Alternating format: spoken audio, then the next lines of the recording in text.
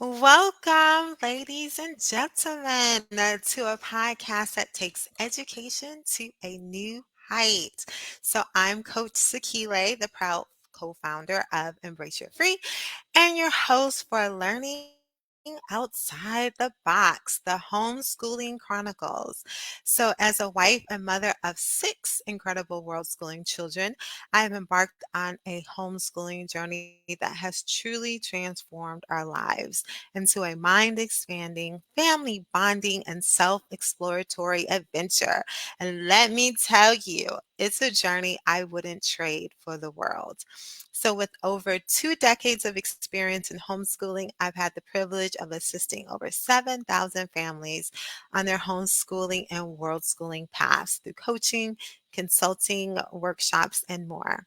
Additionally, I operate the Vibrant and Empowering Black Homeschoolers Unite Facebook group, where we unite and uplift Black families on their homeschooling journey. So today, I am thrilled to present to you Learning Outside the Box, the Homeschooling Chronicles. So if you are a Black family who's curious about homeschooling or simply want to learn from experienced homeschoolers who are doing amazing things, then you've come to the right place. So at Learning Outside the Box, we celebrate the diversity and creativity of Black homeschoolers, and we showcase a variety of different stories from homeschooling families who have found their own unique paths to success. Because let's face it, homeschooling is all about learning outside the box. There is no one size fits all approach to educating our children, and we're here to prove it. Through our interviews and conversations, we really aim to answer your burning questions about homeschooling and really provide you with inspiration and ideas to make your own homeschooling journey a success. So, join us on this exciting adventure as we explore the world of Black homeschooling one story at a time, and together we'll learn and grow and discover the endless possibilities of homeschooling outside the box. So, without further ado, let's give a warm welcome to Michael. He is a devoted dad and software engineer. He faced the challenges of finding the right curriculum and keeping his daughter motivated. And guess what? He didn't just overcome it. Michael created a virtual multilingual homeschooling platform for his daughter and other children. So, over the last 3 years, Michael wholeheartedly embraced the virtual homeschool journey with his 8-year-old daughter, utilizing the unit based homeschooling approach.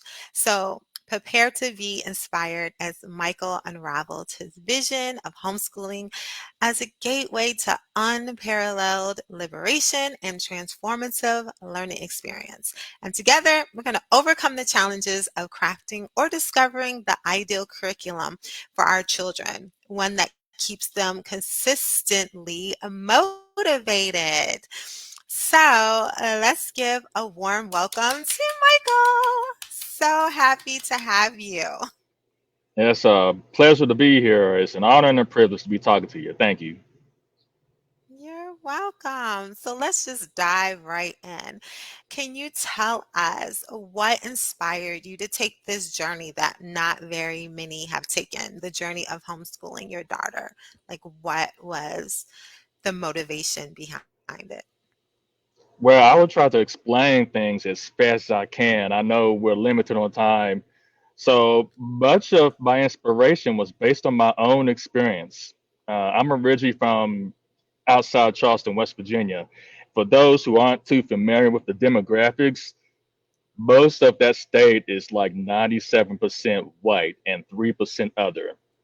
And the mentality throughout much of the state rivals that of the Deep South. So my own educational experience was 28 quick pitch, 14 veer, memorizing the offensive football playbook. That was my education. Elementary Mm, school, I was the only black person in my school. I was fighting every year. I was caught up in a racially motivated fight. Every year, never mm. failed. And when I decided to retaliate against these people, all of a sudden I'm looked at as the bad guy. I'm the villain. I'm the enemy. and it was like that all the Mm, way up to high school. What I came to learn mm, later in life, my so-called friends, they were actually spreading lies, getting me caught up in mhm, all this racial mess. So there was that layer as well. But once I became a football star and I'm winning championships, the community just roll out the red carpet. Um, yeah, great. Yeah, I was a wow, football star, but the education, it just wasn't there. I had to catch up during college. And thankfully, mm, once I got even when I got to college, that first year, I went to the University of Akron. I was on a track scholarship, and even there, they were exploiting the athletes out there too. So mm, eventually, I ended up at Wheeling. It was a Catholic school, Roman Catholic school, Wheeling Jesuit University up in the Northern Panhandle. Finally, got myself together up there. Managed to graduate with a computer science degree. Um, so fast forward to answer your question, that's part of the of the inspiration. The other half, as we mentioned, I have a 8-year old daughter, and for the last up until last year, my family and I we had spent 10 years just outside Salt Lake City, Utah. And as my daughter approached the age in which it was time for her to go to school, light bulbs began to go off, and all these memories just start coming back to me. Like, there aren't too mm, many black people in Utah, and the racism and discrimination it manifests itself a little differently in Utah. It's not exactly in your face; it's more passive aggressive. And I was seeing what was happening to some of our brothers and sisters in the Salt Lake Valley, how they were getting mistreated, especially in Utah County and Davis County. And when my eyes were open, I just said, we're not doing this because I know the type of person I am. So I'm thankfully COVID hit around the time that it was time for her to go to kindergarten. Everything went virtual. It made my decision easy, and uh, we've been homeschooling since. I will never send my child to their schools. Malcolm X even warned, only a fool will allow his enemies to teach his children. Not too many of our yes. people is taking his words to heart. Yes, absolutely. That is a powerful story, a powerful experience that I'm sure a lot of our families can relate to because even though I wasn't the only Black person in my school, I was the only Black female. And I noticed that the three Black children that were in the school, we had a completely different treatment than the other students. Like literally, we would get letters sent home every day that were good, bad, or okay, and we're mostly bad or okay, and the other students didn't get that. And so it did have like an impact on my self-esteem, like why am I being treated differently, like what's going on. And it does really have an impact on the psychology, how you're able to learn or show up in the world. So I love that you didn't just do like some people do. They'll just be like, well, I was able to survive. I made it through. I turned out okay. Look, I'm a, software engineer. My child will be okay too. And not thinking about the trauma and the impact, the negative impact, and how you had to fight through it versus how if you had a more nurturing, loving environment where you were built up, the impact that it may have had. Yeah, you survived, but how many other children in that situation do not, Yeah, thrive? They and nothing's basically changed. fall to the wayside, And right? nothing's changed. Even 20 years later, uh, I was in going through K through 12 in the mid 90s. Nothing's changed today. These schools in this Yeah, that's what country, someone said. yeah, Totally they're understand. We're in West designed. Virginia. Yeah, these schools. It doesn't matter where you're at. These schools are designed to break the psyche and self-esteem of our children. And I'm not going to put my daughter through that. I love it that you have committed yourself to make sure that your daughter has a better experience and that she has the confidence, the self esteem, and is not broken, right? Because, like they say, an ounce of prevention is worth a pound of cure, right? So if we Mhm. can not have broken children that we have to, as adults rebuild them, if we can just have them as strong and resilient from the get-go, how powerful and the impact that they have, in our families, in our community, and in the world at large. So thank you so much for sharing that. So can you tell me a little bit about some of the the benefits that you've noticed since you've been homeschooling your daughter? The biggest benefit that I've seen was the one-on-one attention that I and my wife have been given to our daughter, which more than likely she would not be receiving had I decided to send her to their schools. Um, Mm, I have a strong mathematic technical background, so I can actually sit down and walk my child through the different math lessons, basic skills, addition, subtraction. I think right now we're going through basic geometry and basic. We haven't quite reached basic algebra yet. We're still trying to get the division and multiplication down, but we're definitely focusing hard right now on basic geometry. Um, but some people like to complain about what about the social interaction? Well, first of all, if you've been paying attention to what they've been doing in the public schools, do you want your child to socially interact with that? exactly. And then and then and then two, we moved from the Salt Lake Valley to Las Vegas. There's a little bit more to do out here, and we have more of an opportunity to interact with people who look like us. So Hmm. we take advantage. This is arguably the entertainment capital of the world right now, and so we're just taking Mm, advantage of the opportunity to be here.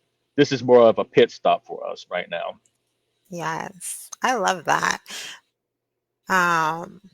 Like you said, the benefit of the one-on-one that you're able to have with your daughter, to be able to like really cultivate her math skills based on where she is, not like everyone following the same schedule. You can, create a system where she's able to progress mathematically at her rate as fast as she wants to go or whatever rate, so that she really masters the subjects, which is amazing. And I love what you were talking about when it comes to socialization. I agree 100%, because a lot of my family were saying the same things. Like, what about socialization? I'm like, you're complaining about constantly the children of this generation, and you want my children to be socialized by them. I rather socialize them with our values and our principles and be selective about the types of families that our children do interact with. And so now, the family is so impressed about how respectful and kind and thoughtful and responsible that they are.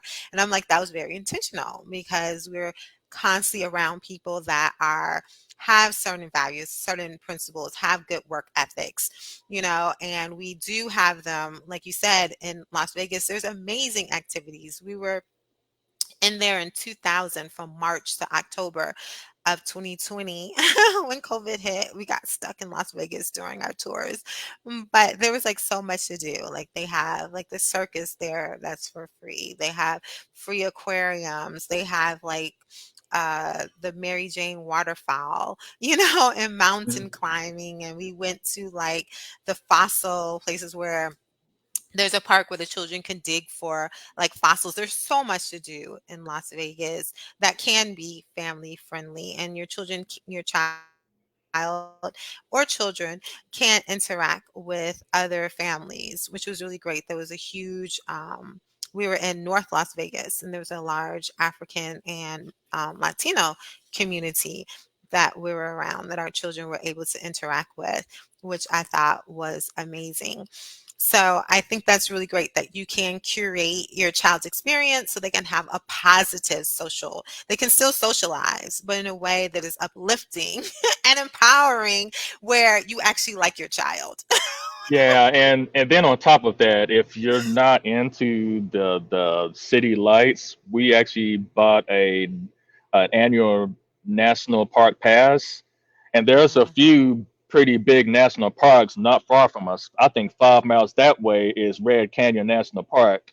It's just a Exactly. bike ride for us. Grand Canyon's about 250 miles. Death Yeah, Valley's a 100. Arizona right there. Yeah, Bryce Canyon. We just went Lake out there to Mead see is right the there. Yeah. yeah, there's a lot to do if you're an outdoors person in this part of the country.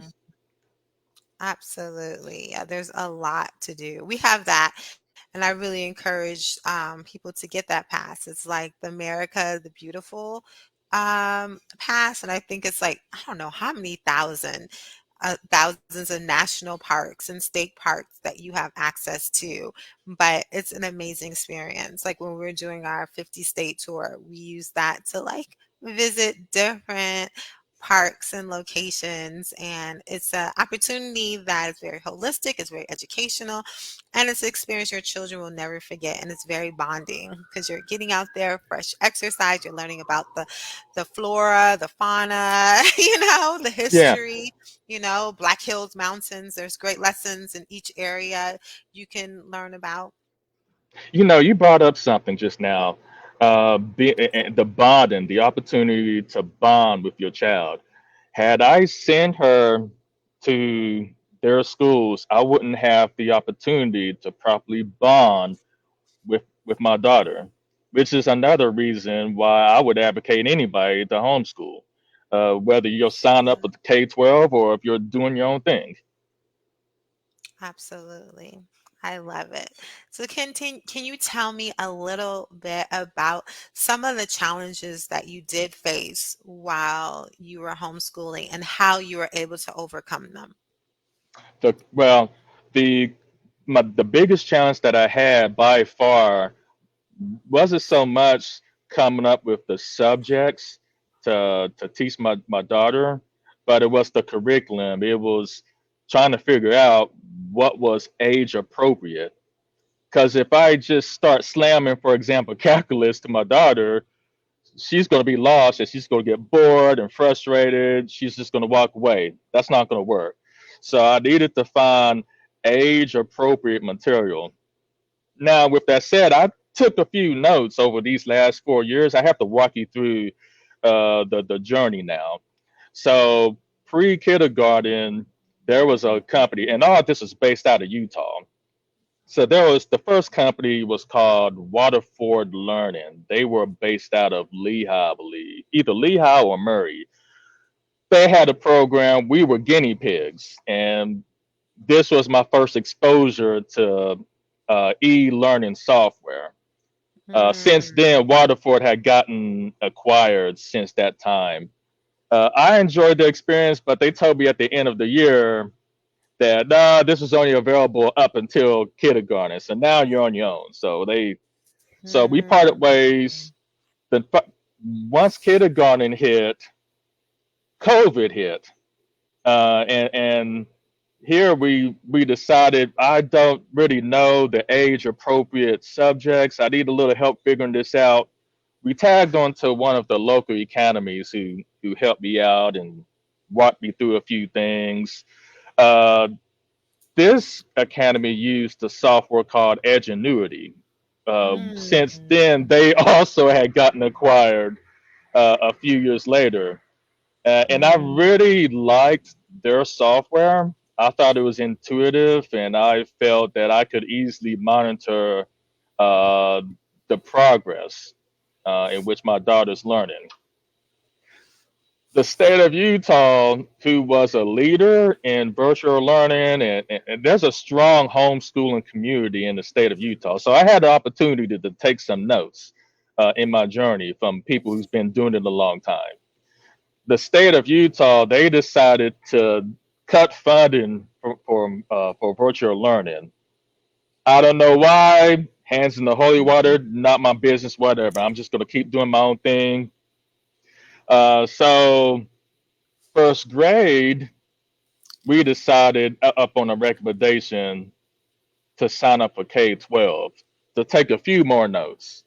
And this is when I was exposed. They were doing the live virtual classrooms. So I'm taking all these different notes. Um, I liked the live virtual classrooms. I absolutely could not stand the software. I felt that there were Mm, several different companies came together and just threw soup together. They just threw a jumbo together and called it a web application. So mm, so now I have to back up. I jumped ahead. I need to take you back to 2017. 2017, my child was 2 years old. I had the bright idea to build a mobile application just to teach my daughter basic things like shapes, letters, numbers, colors. And I made it, I designed the back end to make it multilingual, and I made it such that I can add on new material dynamically. And I mm, decided to build iOS and Android versions of this mobile app. It was called You Challenge Me at the time. mm, Uh, I threw that app onto the Apple Store, Google Play, and then I made some slight changes to put it on the Amazon Fire Stick. So that way mm. I could sit down for my child. We have the remote control, and I can just move on through the lessons. We can learn together. So now it's interactive. I came to learn that the majority of the downloads of all places is coming from China. And I came to learn that they were actually, Mm. yeah, and I came to learn they were using the app to teach themselves English. Uh, Oh, so, wow. so since then, I pulled Google. Well, as I was pushing updates to the apps, Google began to give me problems. Apple began to give me problems. Amazon began to give me problems. People were began to write bad reviews, purposely sabotaging my efforts, which was a free app. Oh, They like to do this with our people, by the way. You get a black owned business online, they like mm, to do stuff like that. mhm. So after a while, I just said, you Got know what? I'm it. just gonna pull this app, forget it. After COVID, as I was now I'm homeschooling, my daughter's at home. I'm pretty much the learning coach. Light bulbs began to go off last year, and I decided let's revisit this mobile app that I built a long time ago. But this time, the mobile environment's changed, and there's some architecture that I didn't like. So let's revisit it. Let's build a mobile app, not a mobile, but a web application instead. Nice. And the key, one of the problems that I had was keeping up, adding new learning material back in 2017. My daughter was learning so fast that I just couldn't keep Right. up. Now, Sponges. yeah, the little sponges. Now, introducing OpenAI, ChatGPT, they solved all that problems for me. So I actually delegated that task of creating new learning material to OpenAI, and then I just fed it right into the web application that I eventually built. Yeah, saved a lot of time. Wow, genius. It only took me a few months to build because I've been doing this for so long. It took me like no time to build it. Wow. Can you tell me the name? Like, if people are interested in learning more about this interactive app for learning, you know, what is the name of it and how can So people? So the name of the web application that I built is called Coco Classroom. Coco's code word for us. Classroom should be self-explanatory. Um, and the target audience are those who have problems like me at first. I try to solve many of the problems that many new people who are choosing to homeschool, remote learning, most of the material is there, the curriculum, they're age appropriate. I need to curate a lot of the material because AI is not perfect, so I have to review a lot of things. There's a lot of new features that I want to build. In particular, coming down the pipeline, I want to actually provide the ability to live video stream. And I have the capability I to love build it. all that myself without using any third party software. Amazing. That is fantastic. And it sounds like it's something we can definitely use in our Yeah, community. And can you tell me, like, what is a website so people can look and get more information?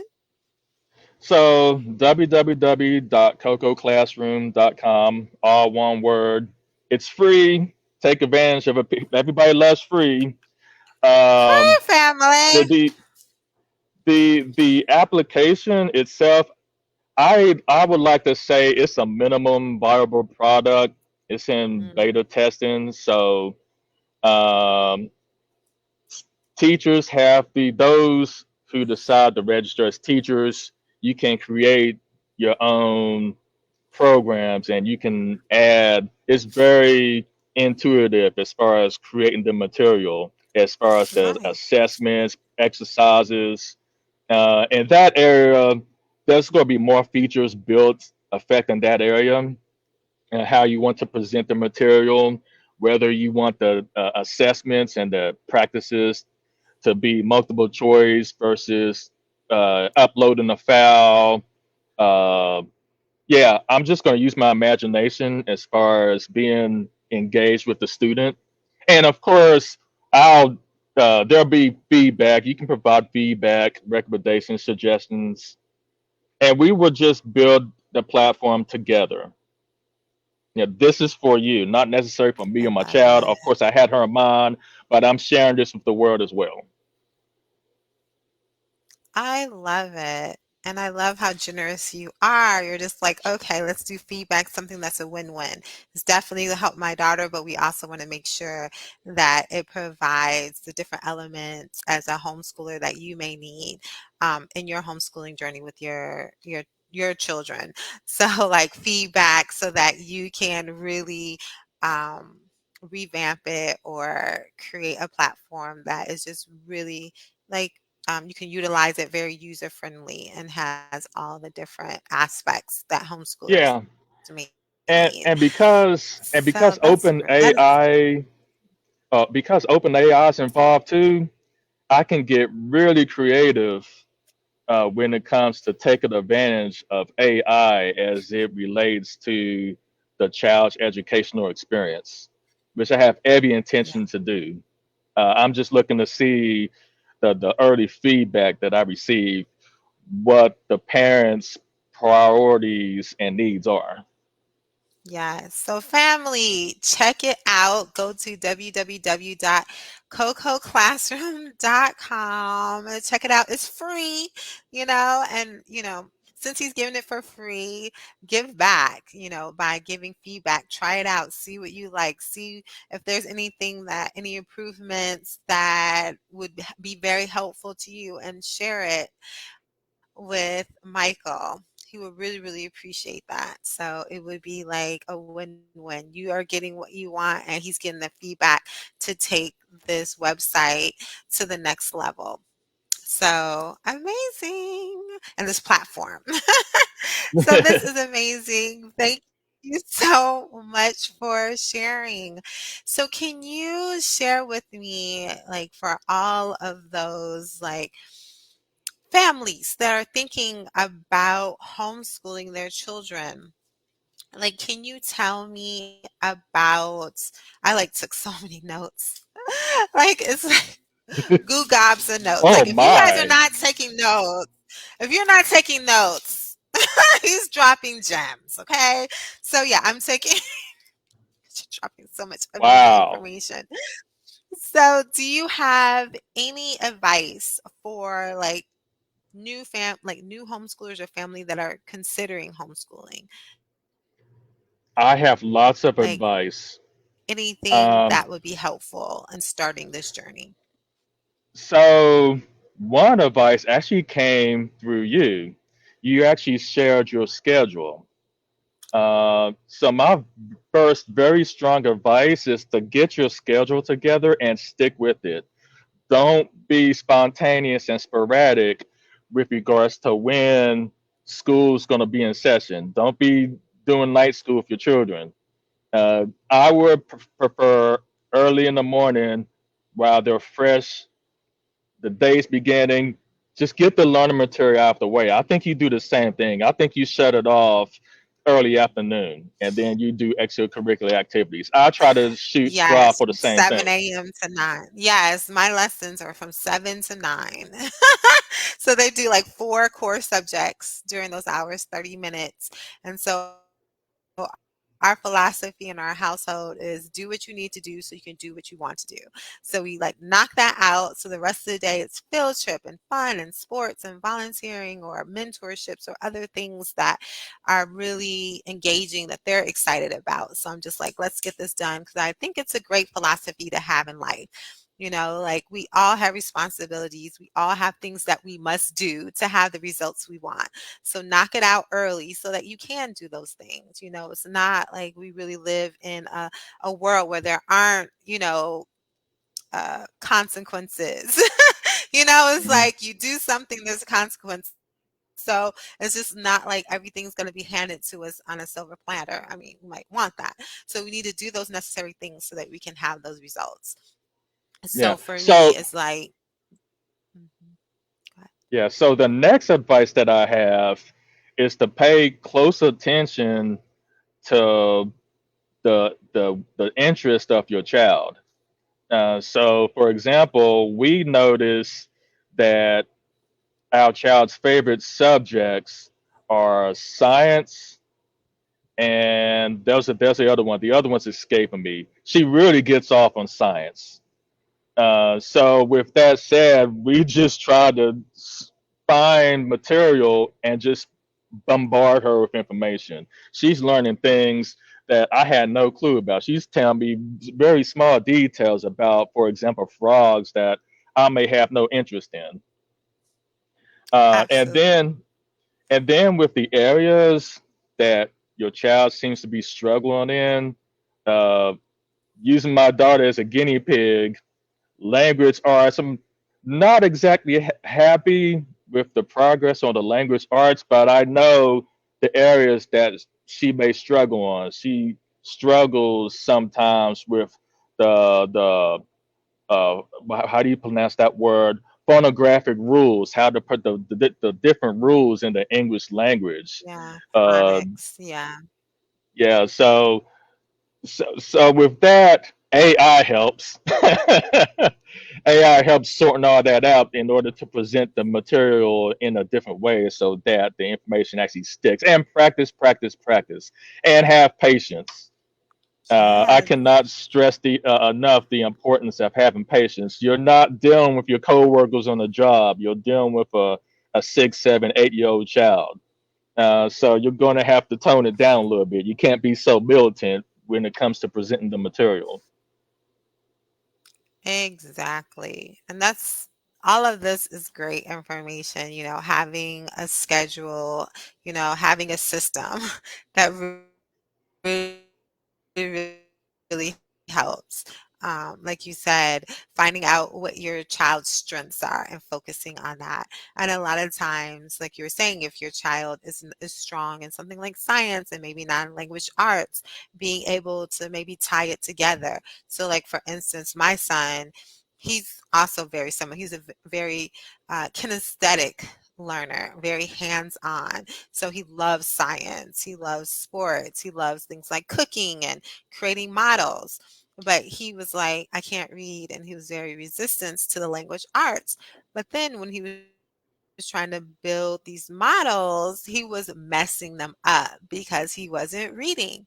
So I was like, I'm making my little model, he's making his model. My model turned out perfectly. I'm like, maybe if you can read, like, when you can read the different directions. Look at how perfect it comes out. Or he would try to cook these recipes and it would turn out horrible. And so I'm just like, I used the recipe and it turned out delicious.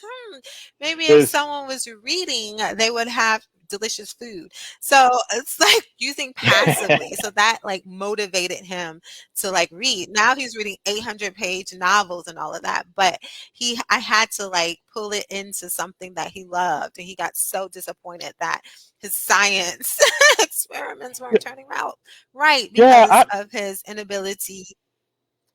Go ahead. yeah. I think a lot of children don't like reading. I think that's quite Mm, common. Maybe it's specific to this country. I give it the benefit of the doubt. My child also loves to cook. Um, I have to keep an eye on her because I don't want her to burn the house down. And then I just provide little tips here and there. Like for example, you don't want your cast iron skillet you don't want the temperature to be high when you're cooking eggs. You can turn it down a little bit. Um, so yeah, it's just small yes. things. They're She amazing cooked life us a skills. pretty big meal the other That's day. so She cooked a sweet. bunch of turkey bacon Yeah, and eggs. I don't really eat all that anymore. I gave up meat uh, almost as soon yeah, as I me came back too. to the states, and I've been much more healthy in the Mm. process. Yes, I've been vegetarian also for 22 years, and all of my Oh children have my. been born. Right? All of my children are vegetarian, and they start cooking like full meals at 8. So they're like the sous chefs, and then at 8, like they cook all the meals, the six of them. But I think it depends also. Different personality types. Like my first three, like I literally, they weren't necessarily the biggest on science and math like my other child, but they loved reading. So I literally send them to the park. I would have to pat them down because they would stuff books in their pants and the inside coat pockets. And I would like drive past the park and I'm like, why are they sitting at the playground instead of playing? They're looking up and they're like, so it depends on like the personality. Like, are they, a visual learner? Are they an auditory learner? Are they kinesthetic? So I think knowing those type of things really helps. So I have like two kinesthetic learners. They were my most challenging when it came to reading. But once I was able to connect reading with something that they're passionate about, like really focus on their strengths and kind of like slip it in the back end, then their reading really took off. So I love how you were speaking on, focusing on their strengths and being patient. Like I am not known to be the most patient, but I have the most patience first thing in the morning. So that's another reason why we do like they say, do like the hardest thing first thing in the morning. What takes the most energy? What takes the most brain power? And for me, it's the lessons with the children. So that is what I'm going to make sure is done first so I can have that little bit smidgen of patience that I do have. I can have that for the children because after a certain time it's gone and it's not fair to them.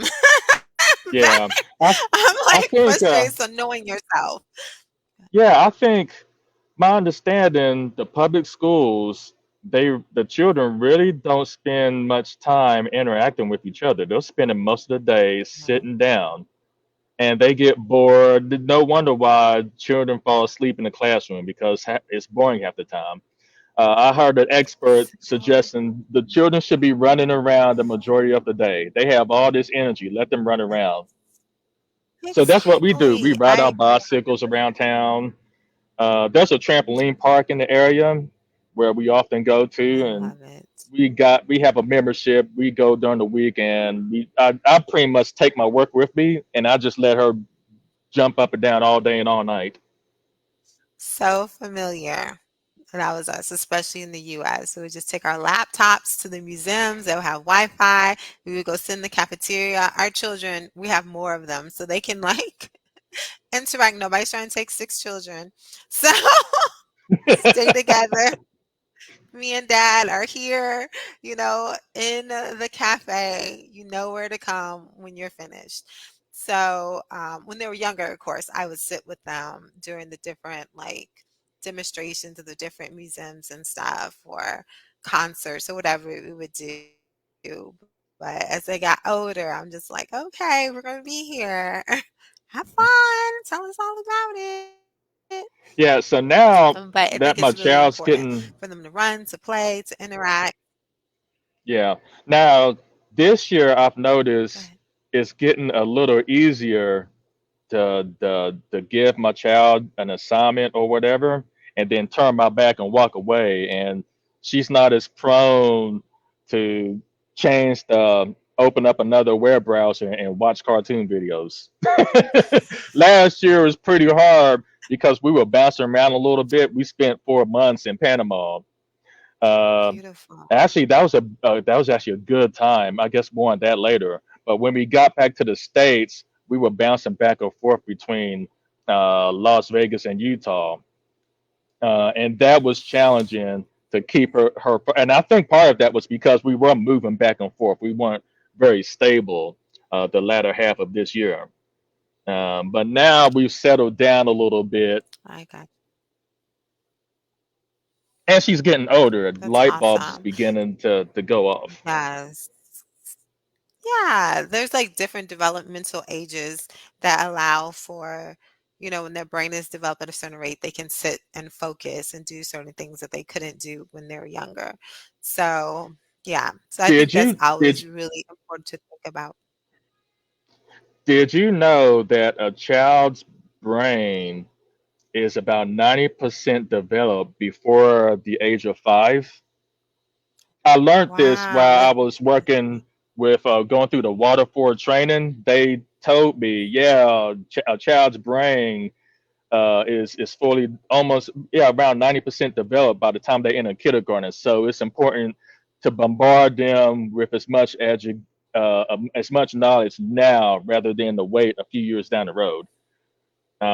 Yeah, some of these U.S. states, they're not teaching some of the things that we're learning now until later down the road, which is another reason to homeschool, by absolutely. the way.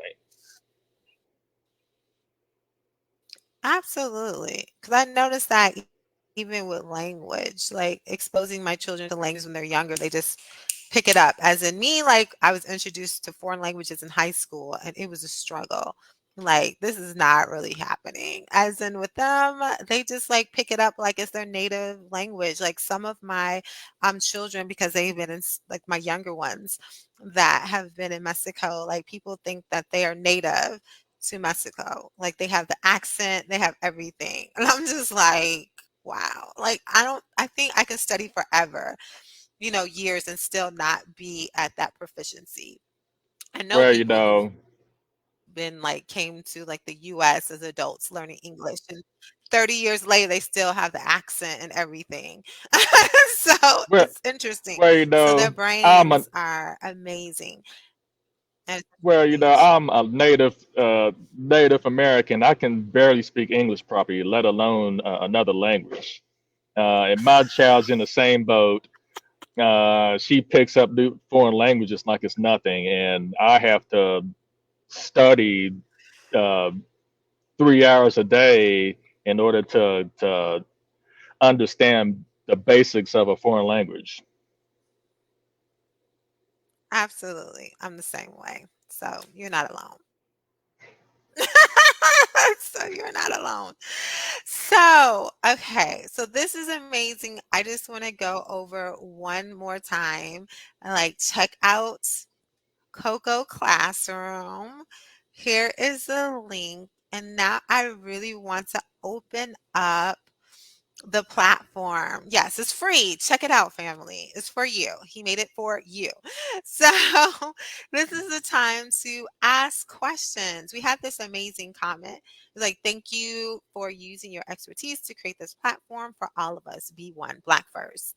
So, that was very amazing. Thank you for that amazing comment.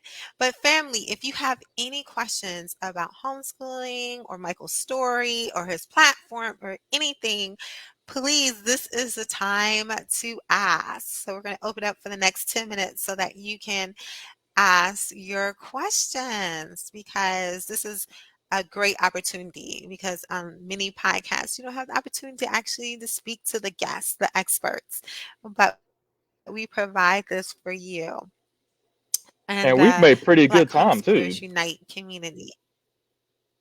Oh, yeah, we did great.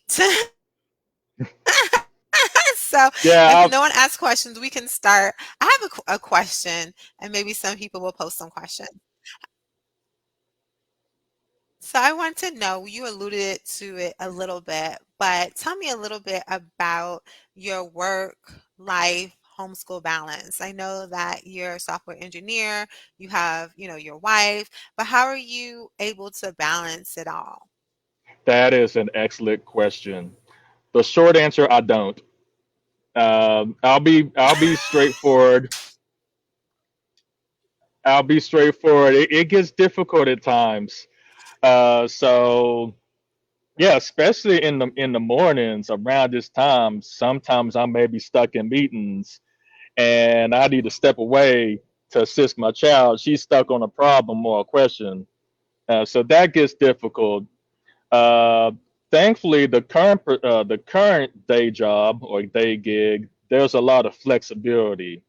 But in the past, I found myself working late evenings to catch up. Mm, Uh, I guess me personally, I'm most productive during the afternoon. okay, Um, I couldn't imagine absolutely. how things would be if had to report to an office. I don't think we'd be able to do it. Yes. So it's good. It sounds like you have maybe not a balance, but you have this harmony that kind of works where it ebbs and flows for your family. Does your wife participate also in the homeschooling? As she does, and she's been holding it down for the last, well, yeah, since the beginning. This year, I've stepped in a lot more, in part because of Coco Classroom. But yeah, much respect and appreciation to my wife. She has the bandwidth to pretty much drive everything home, and she responds. My chat responds to her a Mm. lot more than she responds to me, which leads to a suggestion: don't be so militant. Um, so it's a happy balance. Yes, I love it. I noticed that with our homeschooling, like I work better with the younger children, but now that I have like high school, like teenagers, tweens and teenagers, my husband has stepped up his role because as older, children that are moving towards adulthood, they need that discipline, that they need someone to hold them accountable. And their dad definitely does that. And he's more Charlotte Mason, so they do a lot of philosophical conversations, more lectures, more yeah, that type of education. As I'm more like, okay, we're gonna do this problem, like just more like, okay, math, basic formulas, just basic grammar, and then fun. Let's just have fun and experiments. But my husband's really on mindset and values and thinking about your actions and how that's going to impact the family, the community, the world. If you do this and you keep on doing this, what is your life going to look like a year from now, or 5 years from now? This may seem insignificant now, but if you, keep doing, if it balls up, what is the impact? And does this work? Like this activity, if 90% of the people in the world did this, what would the world look like? Is this something that's feasible? So he Um, talks a lot about those type of things, which I think fathers are so important for, because Now, I'm not trying to have those long debates. have have you ever heard of urban intellectuals? They have those flat Yes, Black the History cards. flashcards. Yeah. Yes, we So have those. we Amazing. yeah, so we've been going through those cards. I guess once a week I make her choose one of the volumes, and then I pull the cards of the volume out, and then let her choose the card, and then we spend the whole week learning Black history. Uh, or every other week, depends on I what's going on. love So, what's been your it. favorite discovery or revelation in this journey? Oh man, that's a tough question. The favorite discovery or revelation. I guess more of a revelation. Uh, Man, that is a very hard question. I'm trying to think for you. I guess the revelation concerns my child's has, because we've chose to homeschool. We've chose to, I guess, shelter her from the ways of this nation. Uh, I discovered this generation of children are extremely unruly, and they're participating in behavior that I would never approve at such an early age. Um, Absolutely. Another revelation, I didn't realize how dangerous these schools are. And this is not just Mm, some maniac going into a school shooting up the schools, but the soft attacks on our children, the benign neglect of our children on part of the faculties, uh, the mhm. students of the dominant society, they're being taught off this racism and bigotry, and they're bringing that mess into the environment.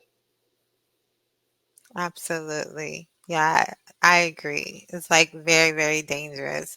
And I agree. It's interesting. Like I feel like this generation children deal with a lot of trauma. And something that my daughters, we were going grocery shopping together, we were walking to the mall, and I have twin daughters, they're 18, and they were saying to me, which just made my heart just swell 1,000 times. They were just like, Mom, we're 18 and we haven't had any trauma in our life. Like we haven't been any any fights. Like a lot of like the children that they've come into contact with, they've seen like the sexual abuse or the mental or they're doing all these type of things, and you can see that their spirits are are worn down. Last week we were acting in a commercial, and our daughters were in the commercial with us. It was a family commercial um, for a resort. And the people that chose our family, they thought our daughters were much younger. And so I'm like, they're 18. They're just like, they have such an innocence about them. Like they're still children. Like they have fun. They're enjoying life. They're not taking things so seriously, even though they have a lot of responsibility. Like they cook, they clean, they do their lessons, they help their younger brothers with their lessons. They do the grocery shopping. They balance the budgets, and they do a lot of things which I think are necessary for womanhood, right? To be an adult. But they have this sense of like innocence that other people notice. And so people are very respectful to our children. And we get a lot of adult phone numbers. Like our children are constantly, our daughters especially, are bringing me mothers' phone numbers because they're just like, you are so awesome. I want to meet your mother. Like she has to be an amazing woman. Give her my number, have her call me. And so it's like they are a reflection of the work that we've been doing, the principles of value. We like really protected them, but we expose them. We travel the world with them. They learn different language. They volunteer. They've gone to operas and they've been to over 100 cities in the US. So they have exposure. They experience life. They've seen abject poverty to, the richest of rich, been on yachts and been around billionaires and different networking events. So they've been in different circles, which have actually humbled them and grounded them and actually helped them to become more well-rounded people that are more thoughtful about situations. So, oh, sorry. I'm just going on a That we rant. need to homeschool, world school our children, and that we need our own schools. We're working on that part. Absolutely. One of the game plans that I have with Coco Classroom, I'm taking this platform. I'm going straight to the Caribbean first. I have a few connections down there. I need to throw some money at some people, kiss and make up, kneel before their altar, get everybody on board. And then I have another connection in Panama. I might be able to get into Colombia. Colombia has about 6 million people, and part of the African diaspora behind Brazil and the States, Colombia has the largest African diaspora population. So I have, and with a remote workers visa, it Yeah. only costs maybe $300, and it's good for 2 years, and you only have to prove that you can bring in $600 a month. I've read through all that stuff, and you don't need a lawyer. So Colombia is on my Wow. radar. Nice. Yes, Colombia is definitely on the radar. That is excellent. Let's see, exactly. And they're unwilling to do anything to protect our children. They were mentioning Yeah, you and speaking about the schools. and Yes, this teach is children to what I enjoy being have. children. Yeah, about the next to last comment. Yeah, we've been going through this 403 years and counting, and it's never going to change. The people who run this country, they have shown that they don't even have the desire to even do as much as making an attempt to be fair and impartial to our people. We should have set once everything went to It's virtual not in learning their during the best pandemic. interest. It's not in No, their best no, interest. unless you're like 6'6", you're running a 4.4 40-yard dash. If you're bringing, if you're unless you're packing, filling up seats in their stadiums, you have no value in their system, and that's just the god honest truth. We should have Yes, stayed separate from these people after the pandemic hit. We had no business. Somebody, no one in their right mind who values their children should be sending their children to these schools. But we have so many of our own people. They got to get out of my house because I don't want them there. I agree. Um, My children are both grown. Yeah. I told my children, like, um, What and can I, as a survive the public former, school system and thriving, but knowing what I know now, I would have college education now due to support Black homeschooling families in this movement. Well, you can start by inviting them to join Black Homeschoolers Unite and invite them to watch these podcasts. That would be a good step. yeah, And then do a how many shameless people, plug. yeah, and arguably this particular group here is arguably the strongest I've seen. I don't know the numbers of what, 10, 12,000 people, something like that. I don't Right now know. we're at 7,000, but Okay. that's a goal. Like, let's get that in the next few months. It's definitely doable. If everyone can invite, Yeah. 10, 15 people, that would be really great. And it doesn't just have to be Black homeschoolers, but like those that are supporters or that are curious or may have children and maybe it's a option they may think about in the future. So please invite them. Like, there's a link in the group where you can just press invite and you can just invite like a bunch of homeschool friends. I go through and I invite like 100 people every so often. So if you all can do that, that would really, really help our cause because we're here to support and provide resources and the community for Black homeschoolers or those that are interested in possibly taking this. Or even, we have some families at flexi schools. So maybe they have their children in school, but then they will supplement the education, after school. So whatever, you need, we got you. We're here to help you on your journey to educate your children. So this has been great. Thank you so much for So this is great. I have We like can 10 answer questions. some of these. Yeah, just how can you connect with you after the podcast?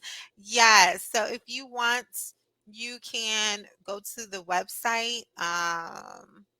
Ooh, ooh, ooh, ooh, Or I'm also in the where am Facebook I? group. Sorry. Comments. Yeah. So you can go here. Yeah, you can go in the or you can go here to Coco Classroom. He has links, his Facebook, his Instagram, his LinkedIn, all his information is on cococlassroom.com.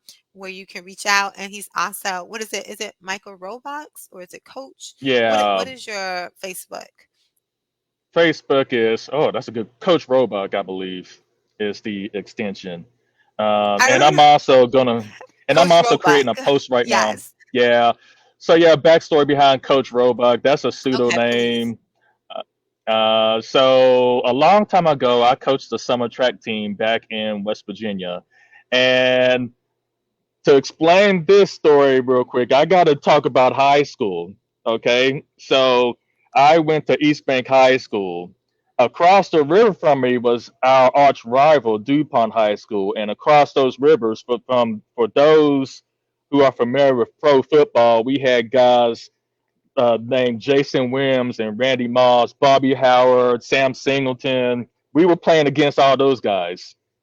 So uh, so all those guys, they went to big colleges across the river, and I was forewarned prior to entering high school from the senior class who won a championship. Don't trust the coaches; they're not going to help you. My sophomore year, I got in the door. I began to see some playing time, and I talked to the next group of seniors, and these guys began to spill the beans on me. Our coaches, we were getting letters from all these Big Ten, mostly Big Ten schools, Penn State, Ohio State, da da da da da, and our coaches taking these letters and throwing them in the trash. And That this is went on all horrible. throughout high school. As a matter of fact, during, on our way to track practice, the head coach told me, "You got some letter from a foreign exchange student program." I always wanted to be a foreign exchange student because I was in a bad situation. I was living in poverty. I'm trying to get out. That's why I'm busting my butt on the football field and on the track. I'm trying to get out. And here he told me, he confessed, "Yeah, I just took that letter away, threw it in the trash. We need you for football. You can't go anywhere." That was his exact words. And me and Randy Moss, we had a Wow. nice little argument one day during Strider's practice because he was going through his mess when he got into a fight in high school, got thrown out. So he was going through some mess, and we had a nice little argument during track practice because he's God gifted, and meanwhile I'm busting my butt and I'm going through this mess. Yeah. Um, so so that was part of the story.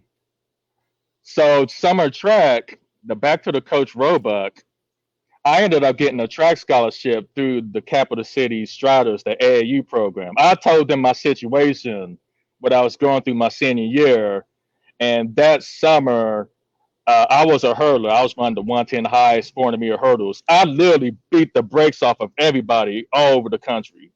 Found myself in the USA Wow. Junior Nationals, ran against everybody. And they ended up Amazing. finding a school for me. So I came That's back during amazing. college. I would coach summer track to help those out as a way of giving back, showing that, hey, I appreciate you. Thanks for getting me out of this mess. I And the love local that. TV, yeah, the local TV, they actually did a nice interview on me. And it's available on Mhm. YouTube. I'll share that story. I'll track down Yeah, that share it video, in the post it to the group, group. please. We definitely want that information. And it's a powerful story of your perseverance, your focus, your desire to get out, and you were able to create it. But then understanding that you were able to reach back and help other students that are in similar situations as you Yeah, to just, and pass it forward. Mhm. there's one more crazy thing about that story. In spite of all the shenanigans that was going on, one of my teammates ended up spending 10 years in the NFL in spite of all that mess. He has a wild Wow, story too. that's crazy. Yes, I bet. But our time is up. And it was wonderful. We can continue this conversation in the chat, or we can always have you back again. So I'm always open for that. And yeah, so thank you again for coming and sharing all this amazing knowledge, sharing your platform. Family, please go to www.cococlassroom.com to really support and get these amazing resources. And please provide feedback So he can definitely level up this platform to make sure it fits your needs, right? It's very important. So stick around because we have some free resources for you. And then also, we want to share some information about our silver sponsor that has been able to make this happen. So please, like, your contribution is really important and helps this keep moving forward. So please consider being a sponsor, doing a small donation. Anything helps. so you so stick around and get your free gifts. Thank you.